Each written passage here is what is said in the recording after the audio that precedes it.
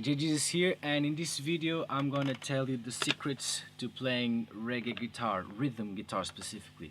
I have seen quite a few videos online in terms of how to play this kind of guitar, and none of them is actually explaining what is the little thing that makes the whole difference when you're playing rhythm guitar, reggae rhythm. So the first thing to be aware of is that reggae, you're playing with the downstroke. It's not an upstroke, it's a downstroke. Upstrokes you have, for example, in ska. Reggae, downstrokes. You do not necessarily have to strum every string, especially the top strings, because you have the bass doing the bass line. So these low frequencies are not necessary. What you really need to focus on is on your bottom strings. Now, what is the thing that will actually make the difference in your sound? When I first started to play guitar, and specifically reggae, because I really enjoyed reggae since I started playing guitar, it took me quite a while to understand what is actually happening when you're playing rhythm guitar, reggae. So the thing that you have to consider is the rhythm is not in this hand. This hand is just keeping the tempo. You're just playing on the upbeat or on the two, depends how you count. So this hand is just hitting the strings, but the rhythm is actually in this hand, because when you're pressing on the strings, so I'm, for example, playing an A minor, the problem is the length of time that you press on the strings. So what you have to do is you have to press on the strings and release, and have that time that you're pressing be almost as short as possible. So if you don't do that, you're gonna have this sound,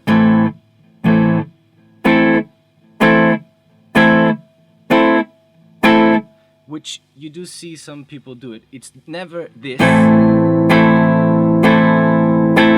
okay? That is not reggae. What you want is that short sound, and to make that short sound is this hand, it's not this hand. So it's what you have to practice is have that the time that you're pressing on the strings to become shorter and shorter. So first you might do this, it kind of sounds like reggae, but you want it even shorter, like that. So you have to release quite quickly. So if I try to do it in slow motion, what I'm actually doing is the following. I'm pressing on the strings before I hit them. So I'm already pressing, and it's when I hit them, I missed there, it's when I hit them that I release this hand. So I'm there and I hit and I release the pressure here. So I go, I hit and I release. And then that's how you get this sound. So this is just on the upbeat, and it's just one skank, one stroke, whatever you want to call it. And sometimes you can add another one on when you're coming up, so you get that. And to get that short sound is exactly the same principle. Is when you come up, I'm already pressing on the strings, I come up and I release this hand, the pressure.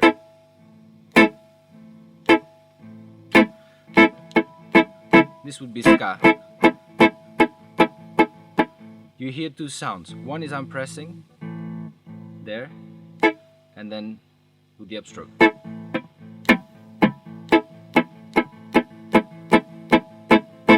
So with reggae, it's the opposite. It's a down and it's slower.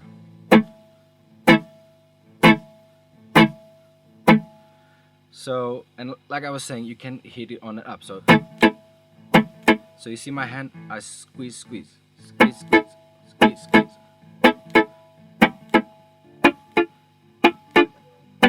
So I'm playing three chords: A minor, a D minor, and a G major. So to get this sound, that's what you have to do. Squeeze, squeeze. So now I'm just gonna record sort of a bass line here with the loop.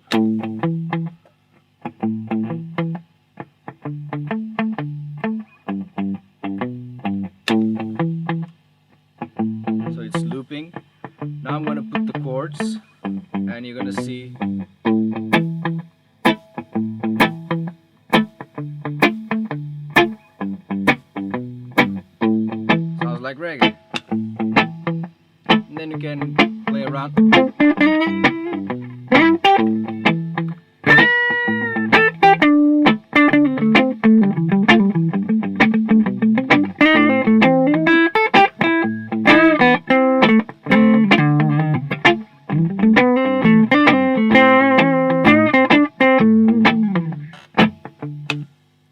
So that is how you get a reggae rhythm guitar sound. Is that short, very staccato.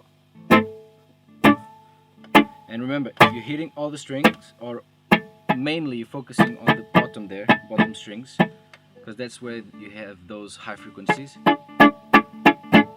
So the hand, that's what you have to practice, is press, strum and release. Squeeze, strum, release. Squeeze, strum, release, squeeze. And you're almost doing it at the same time. It's not at the same time because you want to hear that, and then you want the sound to be cut short.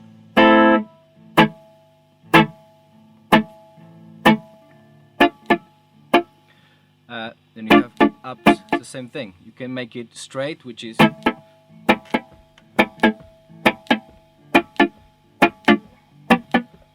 or swing.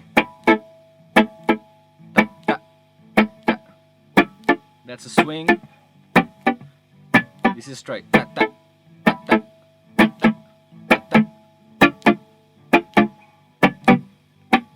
The difference is, it depends on the feel of the song, whatever the rhythm of the melody is, or the vocals, or what the hi-hat is doing. If it's straight, you want to do it straight, or the keyboard as well. If the keyboard is doing a straight rhythm, pop pop pop pop pop pop, then you do a straight rhythm. If it's swing, pop pop pop pop pop pop, then you do swing as well.